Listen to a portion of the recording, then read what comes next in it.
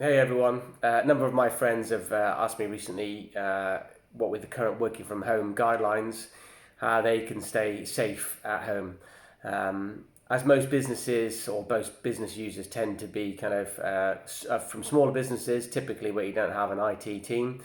I'm doing this quick video just to sort of explain to the average kind of home user how they can use simple and effective tools that are freely available online, and also what the best guidance is to keep yourself safe and secure during these working from home periods. Um, Unfortunately, we've already seen quite a lot of cyber crime and ongoing cyber activity, which has been around things like phishing attacks. So very much criminals looking to take advantage of the current climate and the rush to home working, and people being, I guess, distracted by what's going on around us all.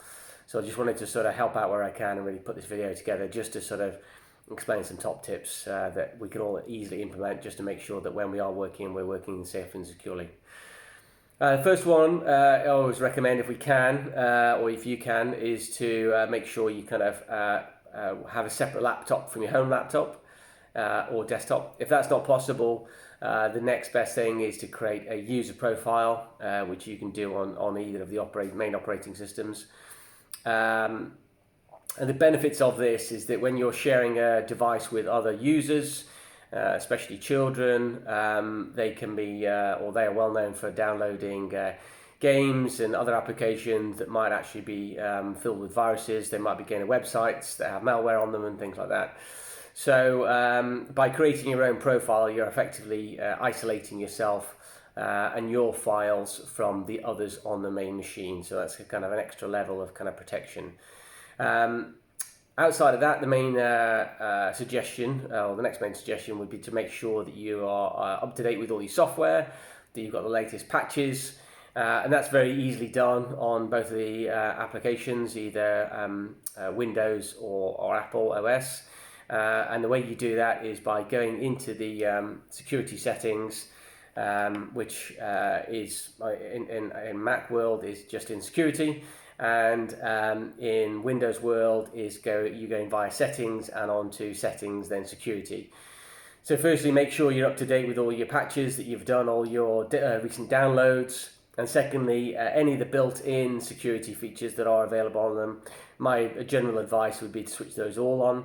I think they usually are on as standard, but for whatever reason you might have disabled them over time. So if they're not already enabled, I would definitely enable those.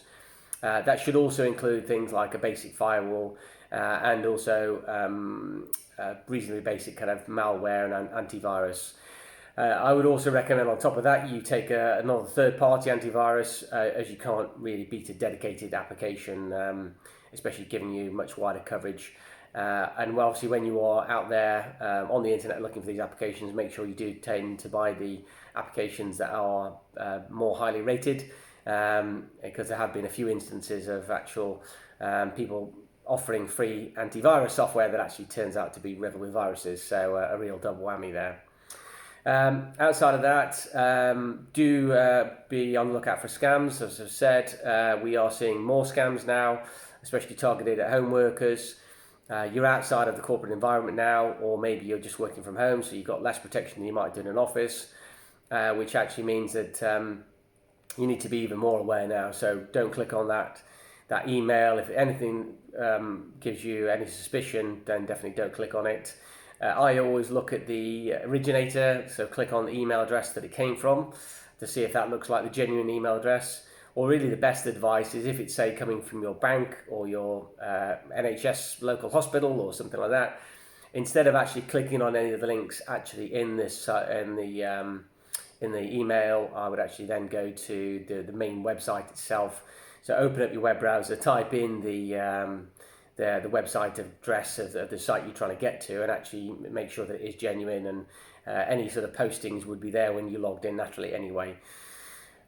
Same applies to going to websites. Again, make sure that your browser has the security turned on, and that if there's anything you go to that does look suspicious, be very aware of clicking on it. Outside of that, it's really then about your password hygiene. So the main tip around passwords is to not only make them not obvious, so dates of births and family names and all those kind of obvious things are very easily figured out. And on top of that, definitely do not have the same passwords for everything that you use on the internet. So make sure that your bank has a different password to your online shopping accounts, has a different password to your email addresses, etc., etc. Because again, if someone does breach or hack into one of those areas, then if you've got one password covering everything, they can very quickly, using the same password and authentication, get access to everything you have, and then you're in a much worse position than if they just get into one of those.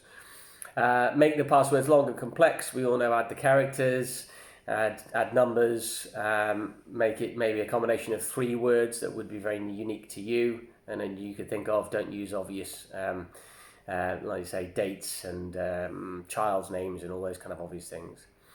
And finally, then I would say outside of that is to make sure that your Wi-Fi password, so if you've put a password onto your home broadband network to make it easier for your kids to log in, then you might want to put them onto a guest network and actually create yourself your own network, or just upgrade the password to something much more complex.